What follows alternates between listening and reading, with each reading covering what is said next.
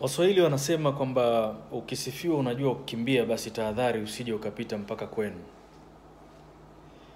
Katika maisha kuna watu ainati, kuna watu ambao wakipata sifa kidogo, basi inakuwa ile hali ya mgema akisifiwa tembo ulitia maji. Wengi wanasifiwa mpaka kibri kinawavaa, wanajisahau walikotoka, wanasahau waliotoka nao.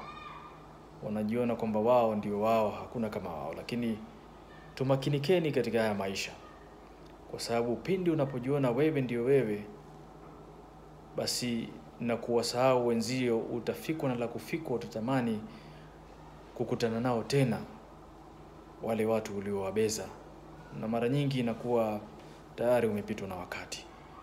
Ndio maana Waswahili wanakuambia kwamba ukisifiwa kwamba unajua kukimbia, basi utahadhari usije ukakimbia sana ukapita mpaka kwenu. Na hiyo ndio akiba maneno.